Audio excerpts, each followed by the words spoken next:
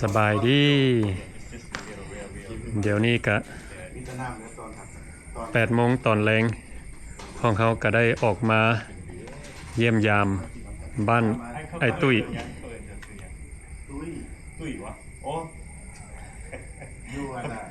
โอ้ได้มาเห็นบ้านของเพิ่นก็งามหลายเนาะ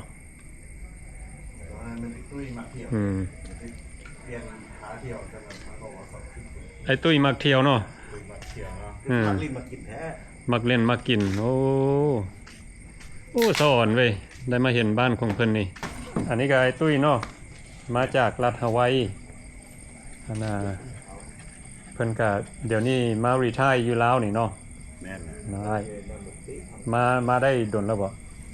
มาได้ปีปลายแล้วปีปลายเนาะ แต่ว่าเฮือนหลังนี้ปลูกดนแล้วบ่เขาจะปลูกใหม่ๆเลยปลูกใหม่ๆปลูกแล้ว3 เดือนแล้วเขาก็เข้ามาโอ้นี่ก็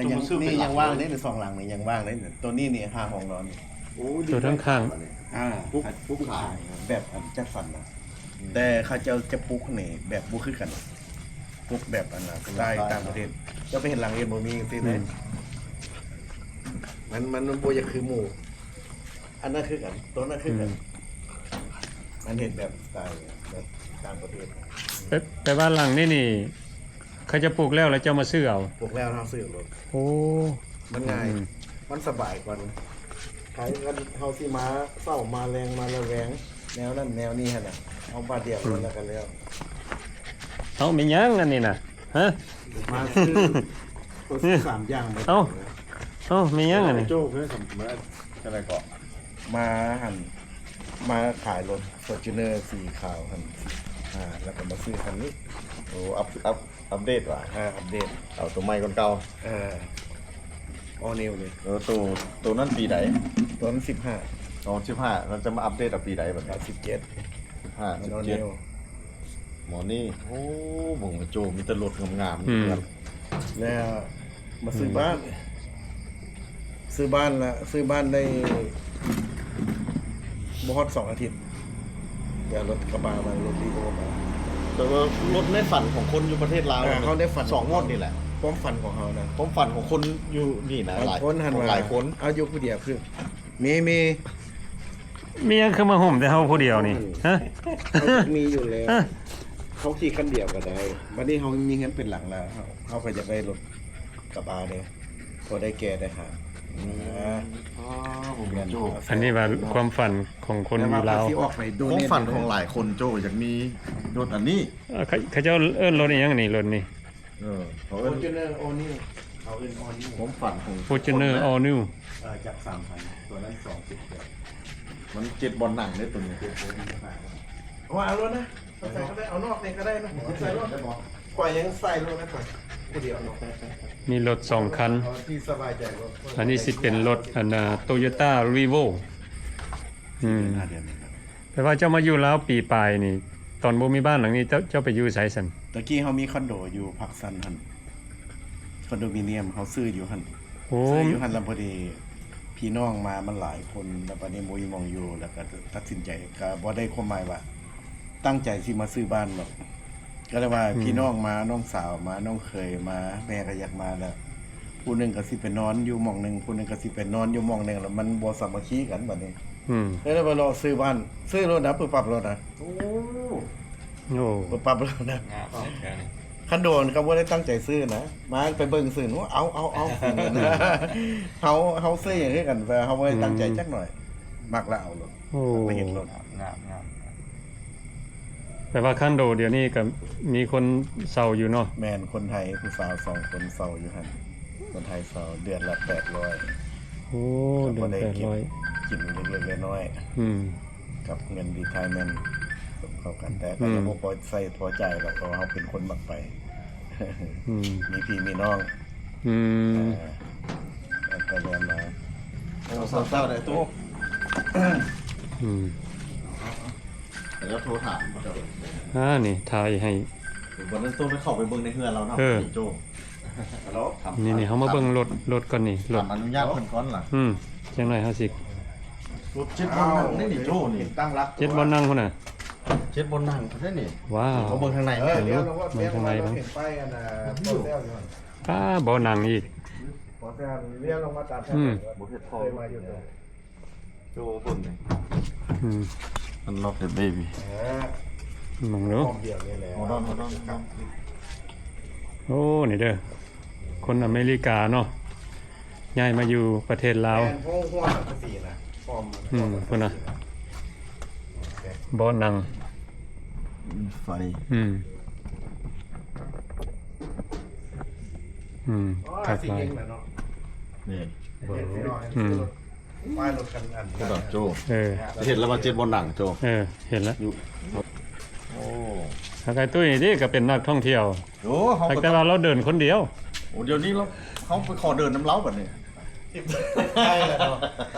ต้องไปน้ำปลาลัดได้เลย อืม มักเลยปลาลัดเนี่ยผมมักเจ้าอะไร นี่ชื่อว่าป่าหลับเนี่ย ปลาลัดแบบน้ำปลาซิว ไอ้หลับใจดี ปลาลัดจะดีนะเป็นแบบนี้ อันนี้เป็นครั้งทำอิฐเราได้มาเยี่ยมยามบ้านของเพิ่นบ้านหลังนี้แบบสไตล์แบบบ้านอเมริกาเนาะ แม่นแบบ อยู่อเมริกา แบบอเมริกาแบบ นะ เพราะว่านี่เขามาเบิ่งวินโดว์นี่ปงเยี่ยมนี่ งามได้นี่นะ สามห้องนอนนะ เท่าไหร่เขาสิบ่ได้เห็น แล้วโจ้ขอเบิ่งกันในงานเพิ่นแม่เพิ่นอนุญาตบ่เนี่ยนะพอเข้า เพิ่ ไป น เบิ่งทางใน เพิ่นสิให้เข้าไปเบิ่งอยู่บ่ เจ้าต้องถามเพิ่นแหล้ว เอาไปรู้ ถ้าไปเจ้า มันยังบ่มีอย่างไรเลย เจ้าของเงินต้องพาเข้าไปแบบนี้ เออ คำว่าไป สามห้องนอนจักห้องน้ำนี่อ้าย แค่ มีจักห้องน้ำนี่สามห้องนอน สองห้องน้ สองห้องน้ำเนาะโอ้สไตล์อเมริกาแท้ๆเลยบ้านนี่ เรื่องพูดเกี่ยวกันเรื่อง อืมธรรมดาเลย ำผู้เดียวอยู่นะ อืม ผู้เดียวอยู่นะ ผู้เดียวอยู่เนาะ ผู้เดียวอยู่แล้วยังที่ไหนยังบ่ได้ซื้อแต่ว่าโต๊ะกินข้าว ว้าว โซฟาน้อยๆพอได้นั่งพอได้อยู่นะ อืม ดีใจนำน้องนงที่มาหยามเด้ออันโจได้กินคำ อืมโอ้ บ่มีอย่างเดือนเข้ามา4-5 เดือน4-5 เดือนเล่นของน้ำเลยนี่ อันนี้เป็นห้องครัวเนาะ ครัว โอ้ห้องครัว ครัวอยู่นี่ แล้วก็นี่ห้องน้ำโอ้ เขาถ่าย ห้องน้ำกับสไตล์อเมริกา ที่เขาถ่าย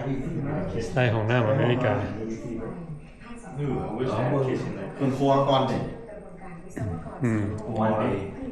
ห้องครัวนี่ก็ ครับ ประตูก็เฮ็ดงามเว้ย ประตูนี่แน่นหนาดีได้ ขัดเว้ยมันปั่นตู้เซฟคนตัวนี้ประตู แน่น สไตล์ตู้เซฟคน สองคนได้นี่สอง โอเคไปเบิ่งอันนั้น เขา เป็น มาเบิ่งนะบ่ฮอด5 นาที ก็เลยมีความสนใจก็เลยว่าทอได้ อันนี้มัน ราคาเพียง เรา เท่าไหร่ โยก เท่าไหร่ราคา 130 130ว้าว 130พัน เดี๋ยวฟ้ามอดไฟเถอะแม่เปิดก่อน มึงรู้อันนั้น โจ สไตล์ห้องน้ำอเมริกานี่ ใช่จะเบิ่งประตูของจะเบิ่งประตูดีกว่านะโยกประตูของน้ำนี่นะ โอ้ เขาใช้ของแพง โห โอเคไปเบิ่ง อืม เบิ่งคนนู้น อืม อ๋อ เย่ ของน้ำอุ่นครบหมด มีวินโดว์ภาคลาย แล้วก็อันนี้สไตล์แบบพันหน้าหน้าเหมือนบอกมันสิบ่มาเปลี่ยนอยู่นี้ภาคลาย ทำไมตัวที่เข้านี่แปลว่าเขาจะบอกเน้นใส่ตัวนี้เถอะเพราะว่าเขาก็อยากให้งานใครก็อยากให้งานว่าเพราะเขาอยู่คนเดียว นะขอเบิ่งห้องได้บ่ ได้ ขออนุญาตนะมีสามห้องนอนได้บ่ ห้องแบบแข สองห้องนอนสองห้องน้ กล่องนี้แต่ว่ามีอยู่แต่ว่าบริเวณ ห้องไซส์ส่วนมันจะ ำโอ้ ห้องไซส์ส่วนเนี่ยมันจะอันนั้นเลย เออนะ มันจะหก แมสเตอร์ตัวนี้แมส เนี่ เต ย อร์ แมสเตอร์ มาสเตอร์ not available เอาเบิ้งเขาเบิ้ง available โอ้ บริเวณไหนบริเวณไหน โอ้บ่เป็นหยัง บ่เป็นหยัง บ่เป็นหยัง มอนมันเข้ามา น้ำประตูคุณน่ะ แน่นอน โอ้พักตูนี่กัน นี่ แน่นหนาเนาะ เงินผู้บ่าว ผ่ายังไม่ได้ปูสักมา เงินผู้บ่าว โอ้ เงินสายโสด อืม เงินสายสูตรสายสูตร ผู้รอได้เต็มปากนี่แปล อืม โสดแท้ได้นี่นะ โสดก็ยังมาโสด สูตรเนาะ อ้าวโจ้ของน้ำในโต โอ้ น้ำในโต พอดีอยู่นะ อืม พอดีอยู่ โอเคเบิ่ง อันนี้รูมเมทอยู่ฮะ โอ้ ในบ้าน งาม เข้าบ้านอยู่ในบ้าน งามงามงาม มีมือนี้สวัสดีมาแค่นึงแล้ว งามหลายงามหลาย เจ้าเข้าไปสนาม เฮ้ บ้าน อืม กะโลนี่ก็แนวแพงนี่60 คูณ 60 งานบุ้งได้เนี่ย กะโลแพงมันแห้งใหญ่แห้งแพงขนาด อืม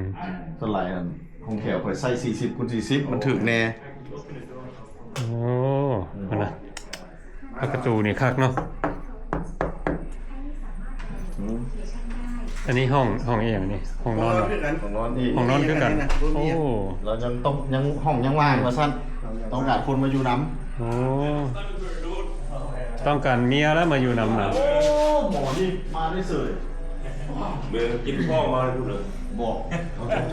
จะเป็นโซซื้อยาให้หมอแล้วเป็นแบบนี้นะ อ้าว เอาออกไปนอกแล้วมันพอ อืม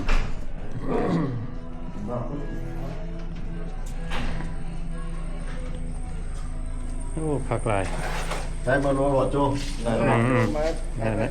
เดี๋ยวๆก่อนนะเพิ่นเข้ามาในพี่ เที่ยวมายามกันนอนมาพักได้ ยับตัวเขาหน่อยนึงเพิ่นเข้าจอดทัน โอ้นี่นี่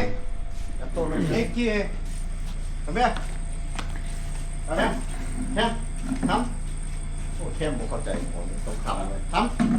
เอาระวังหมาเนี่ยจับสองสอง เ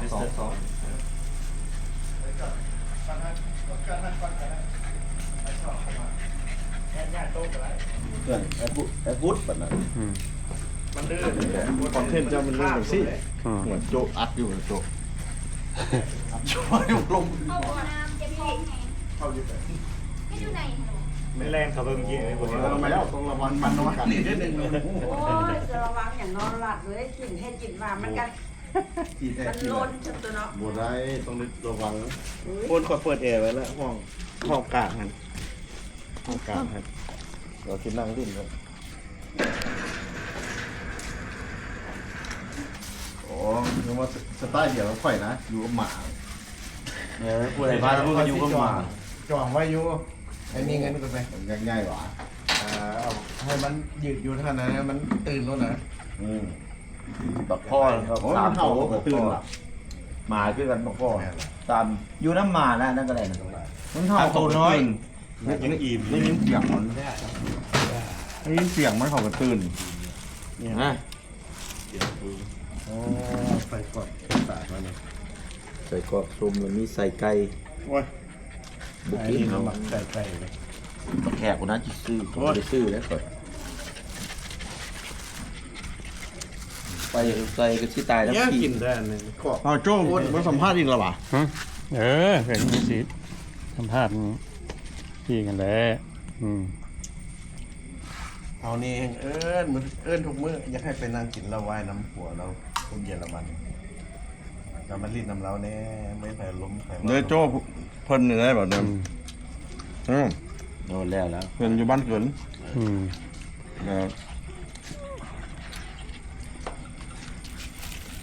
ไปบ่าวมาจากต่างประเทศคือกันของเจ้าเป็นประเทศไหน ผมจะมาแต่ใส่นะไอ้ โอ้เคยกับมาแต่ USA ไปแล้ว USA เนาะรัฐรัฐเนี่ยก็ มาแต่ละแคลิฟอร์เนีย รัฐ เมือง แค เฟ ลิฟอร์เนีย สโนเมืองเซดอยู่สอ เอ้าง เมือง ว่องอยู่เมืองแท้ตรงนี้ โอ้ก็อยู่เมืองน่ะเนาะ เพอร์ซันอลมาเซต ว่องแล้วไปอยู่เมืองเดียวกัน อืม สองเมืองก็คนอยู่หมด โอ้ มาถึงลาวนี่ได้3 ปี 8 เดือนแล้วเนี่ย 3 ปี 8 เดือน อยู่ลาว มาคนค่อย โอ้ ทิศสองทิศนะ เบิ่ง ค่อยนี่ห้า เบิ่งหน้าเบิ่ง เดือน ให้พ่อแม่พี่น้องเบิ่งหน้าเบิ่งตา เด้อ ผู้ใดอยู่อันน่ะเพอร์ซันอลมาเซต เฟส เนาะ โนเมืองเซดแคลิฟอร์เนียไปฮู้จักเมือง เจ้า บ่ คื ทุ อก ไป เมือง ว่าบ่อนคอยอยู่เทศนา อืม แนะนำตัวเองได้บ่ไอ้ให้ โอ้ข่อยซื้อพูดข่อย อืม ไปพูด แล้วก็เป็นนักศิลปินคือกัน โอ้ แฟชั่นโนไปฮู้จักรถซื้อพูดฮู้จักรถเมื่อเสร็จแฟชั่นโนเขา เมือง ฮู้ ข่อยทำไม โอ้นักดนตรีบ่หรือว่าจังได๋ นักดนตรี โอ้ ทีมเดียวกับว่ากอปัญญาแหละ โอ้ คณะหนุ่มมณีโคตร โอ้ ตะกี้เฮ็ดนำกัน ไอ้สุริคันนั่นน่ะ สุริขัน โอ้หรือจะว่าจังใดอะน่ะ หรือว่าจังได้เนี่ยเจ้าพ่อว่าเลย เออ มิสเตอร์บัตไล่เลยนะ โอ้ ปัจจุบันเดี๋ยวอยู่ไส ฮะ ปัจจุบันมาลาไม่อยู่ไส มาอยู่ลายมาอยู่บ้านเกินไตอยู่เมืองโทรคมแข่งเวียงจันทน์ แล้วอันโจ้ เราเห็นห้านอาหารบักงามคิมทางใหญ่ เขาได้ไปนะ คิมหนองบักงามเลย เขาได้ไป ชื่อบอกเรียก ไป ว่า เลยมานั่น ร้านอาหารใจสั่งมาเนาะ เราเพื่อนนี่แหละเจ้าของห้านครับ โอ้ เจ้าของร้าน เดี๋ยว อืม อันนี้ก็แล้ว อืม โอ้ ก็มาทำธุรกิจตัวนั้นน้อยๆแล้วอยู่บ้านเกินเคยบ้านเกินเป็นบ้านเกิดเมืองนอน อืมเออเจ้ามาก็ได้ โอ้บัดกลับมาแล้วก็ไปอยู่บ้านเกินคือเก่าเนาะ กลับบ้านเกิด โอ้ อยู่คุณ43 ปีเบื่อแล้วก็กลับมาบ้านเกิดคือเก่า โอ้ คนเขาเลยกลับมาหา กันต้องทำคือเก่า รู้สึกว่าจังไดอันนั้นเขาไปอยู่อเมริกา40กว่าปีแล้วก็มาอยู่บ้านเฮาคิดว่าอยู่บ่อนใดมันคักกว่านี่ สภาพเดี๋ยวนี้มาอยู่เมืองลาวเฮาน่ะมันก็สบายกว่าเพราะว่าอิงตามสภาพไว้สังขารเนาะเขาหนีไปแต่อายุ17 ปีพุ่น อืม เดี๋ยวนี้มันจะ60กว่าแล้ว อืม โอ้ แล้วก็ หมาเข้า ก็พออยู่ พออยู่เนาะ อยู่แบบสบายๆอยู่แล้วกินสบายอยู่สบาย แม่น เฮ็ดธุรกิจน้อยๆพอได้นั้นเวียงงานก็บ่ได้เฮ็ดว่าเขาก็บำนาญแล้วก็แล้วไป โอ้ ก็เฮ็ดธุรกิจพอ มา เพียง บุ้ยไปอยู่เด้ซื้อเปิดเลย ดีก็เขาจะอยู่ละ แม่นแม่นแม่น อยู่นี่หว่า โอ้เธอกินเจ้าขักได้หันพวกแก่บักหลายเจ้ามันอยู่ครีมทางใหญ่เลย เออ อยู่หนาปั๊มน้ำมัน บอกเราอยู่ในห้อง แล้ววิวมันอย่างงามมันอยู่ครีมน้ำนะ อืม เห็นบอวิดีโอเก่าจะเป็นท่านแหละ เออ ห้านเราท่านแหละ แต่ว่าไอ้รีไทร์โดนแล้วบ่รีไทร์ กินบำนาญมานี่ประมาณ4 ปีกว่า 4 ปีกว่า ตะกี้ก็เฮ็ดเวียกอยู่เมอร์เซดหั่นเนาะ เหตุการณ์หลายบ่อนนั่นน่ะมันอยู่อเมริกาอยู่3รัฐ อืม ตก79อยู่ยูทาห์แล้วก็ไปอยู่ฮาวายแล้วกลับคืนมาอยู่แคลิฟอร์เนีย อืม แล้วก็ยังน่าใจจ่วยกลับคืนบ้านเก่าบ้านเกิดรวมกันด้วยกัน แล้วก็อันเงินรีไทร์มาอยู่บ้านเฮานี่ก็โอเคอยู่ที่ ก็โอเคอยู่วันนี้เราให้ธุรกิจเสริม อืม ก็ใช้ไปตามกันแหละ โอ้ พออยู่พอกินพอได้อยู่ได้กินสบายอยู่ เนาะ อ่า อยู่แบบสบายบ้านเฮา แต่เรามานั่งใช้เงินมันอยากเมิดไวเลย แม่น เราต้องเฮ็ดเวียกเสริม อืม เฮ็ดธุรกิจเสริม แม่ มาน เลย แล้วกินประจำวัน แล้วว่าสวรรค์จะเป็นข้าวเหนียว นี่ พวกนี้ก็ thank you ไปวะ มาจากต่างประเทศคือกันพวกนี้น่ะ นะเขากินตัวนี้ นี่มาหาก็มา ก็มาเนาะ มาได้จากมือนี่นะหมอ ครั้งแรก first time in the life อันนี้ชื่อแค่ แบบว่าเสือแขกเหรอ สัมภาษณ์คนรู้คนคือหนัง นี่แล้วไปแต่อายุ7 ปี ซื้อยังเนาะมาแต่ไส กินขี้ไก่โพ แขกปลาแรก แขกประแดก จากประเทศเจ็ดไทย แขก ลาสเวกัส แขกประแดกทีวีเพิ่นน่ะ ไก่โพเนาะกูเป็นยัง มาจากลาสเวกัส ไหนนมผลน่ะ แม่นยังปิ้งกันยังอันนั้นน่ะ ฟินไส้ ปิ้งใส่ไก่ ใส่ไก่ ครับ โธ่ ยำเดียว มากินไส้เนาะ โอ้แม่ มีใส่มีก้นมีหัวใจอยู่นะแต่ว่าเขาจะของกินบ่ได้ ดู อืม ได้ป่ะ วันเอาโทรเลย อืม นี่ดูดเนาะเอาดูดเนาะ อยู่อุ่นท้องแล้วป่ะครับ อืม โอ้จนมาทำ นะมื้อนี้ก็ได้ออกมาน้ำกัน เบียร์มาก นะ3คนเฮาแล้วก็ได้มาเจออันไอพุดเนาะ แม่นล่ะ อยู่นี่ ไอพุดแล้วก็ ดีเฟสโน แล้วก็ไอแขก ประเทศปลาแรก อืม ทีวี ไอแขกประแดกทีวีมาจากลาสเวกัส นาบราซีดี ไอพุดมาจากเมอร์เซด ไปเว เฟรสโนรัฐแคลิฟอร์เนีย อืม เพิ่นก็มาเปิดธุรกิจอยู่บ้านเกิน ซีฟู้ด ห้าน บ้านหลวง ท่านอาหารใจสั่งมา มันหลับมีห้องคาราโอเกะน้ ห้องเพลง ำห้องเพลง อาหารการกินกับบ่แม่นธรรมดาเนาะ คือเขาเห็นไปเมื่อวานนี่แหละ ทานอาหารครีมน้ำเว้ยโอ้ โค ย จิ้งหรีดบอกกับ ปิ้ แซ่ ง บ เป็ดปิ้งเป็ดซะ ปิ้งเป็ด ปิ้งเป็ดโคจิ้งหรีดเนี่ยก็เป็น แม่ พูดอ่ะโคจิ้งหรีด นายจริงหลีดมีโคมานะจนฮอดจำนักร้องใต้ดิน เขา แล้วก็พวกเขาก็ได้มานั่งเล่นน้ำกันอยู่บ้าน มันอยาก ไอ้ตุ้ย มันอยากไอ้ตุ้ย มายามไอ้ตุ้ยก็เป็นครั้งทมิตรพวกเขาได้ออกมาเห็นบ้านของเพิ่นก็งามหลายกินแคมเพิ่นก็ อยู่ไหนอ่ะส บายดี มาจากรัฐเท็กซัสเนาะ ว้ามัน อืม โอเค แต่ว่าเพิ่นก็เป็นผู้หนึงที่ได้ถูกติโพธมาประเทศลาว บ่ได้มา บ่ได้มาแบบพวกเขา แบบพวก มัน พวกไทยนี่นะ อืมเพิ่นบ่ได้ตั้งใจอยากมา ตั้งใจมาก อืม บ่เคย อืม เมืองเขาบ่ โอ้ได้สองคืน บ่ฮู้หยังเลยนะ บ่ฮู้หยังเลยเนาะบ่เคยอยู่ลาวจักเทื่อ เคยอยู่หลายอยู่เทื่อเลยนี่ first time เลยเนี่ย first time แต่ว่าจำเป็นเนาะจำเป็นก็ได้มา ต้องจำเป็น มันเป็นกฎหมายกฎระเบียบของเพิ่นเด้เพิ่นสิเฮ็ดแบบใดเฮาก็เฮ็ดหยังบ่ได้ ก็บ่แม่นเขาเนาะต้องเป็นไป อืม ตามใจเพิ่นเลยเนาะ ตามใจเพิ่นละ อยู่ไปหั่นนะ อยู่ไปแต่ละมื้อแต่ละวัน trying to make it เดี๋ยวก็ได้โมได้คูหลาย ได้หมู่ พูดใจ ไอ้บอกถ้ามาไกลๆบ้านเราก็ติดต่อเรามันนอนนี่ยังก็ไรเราตอนรับดีๆครับ มาโลดตอนหับหมดทุกคน ดีๆเลย คนเฮามาน้ำกันเลยเฮาก็มาตะพุ่นน้องหนูก็มาตะพุ่นกันซอยเรือกัน แม่ หักแพง หั กัน แพงกันเนาะเพราะเขามาจากมีการกันเขาก็ ต้องได้เบิ่ง ใส่เบิ่งกันแหละแม่กันใหญ่ ตุยนก็ดี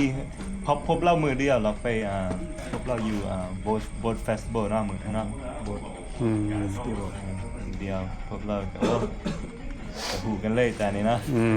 ดีได้มาฮู้จักกัน รู้จักกัน หักแพงกันบัดนี้ ฮักแพงกันไว้วิดีโอนี้ก็สำกับว่าเป็นวิดีโอที่เฮาไม่มารีวิวบ้านของเพิ่นเนาะงามหลายเพิ่นก็เป็นคนอเมริกามาจากรัฐฮาวายมาอยู่ประเทศลาวเพราะว่าเดี๋ยวนี้เพิ่นก็รีไทร์แล้วอันนี้ก็ถ่ายให้พี่น้องได้เบิ่งเนาะบ้านของคนลาวมาจากอเมริกาอันนี้ก็สิอยู่บ้านหนองไฮนครหลวงเวียงจันทร์ประเทศลาวเด้อพี่น้องถ่ายให้พี่น้องได้เบิ่งแล้วก็เป็นอย่างไรก็ขอบใจเบิดทุกคนที่เข้ามาเบิ่งวิดีโอของเรา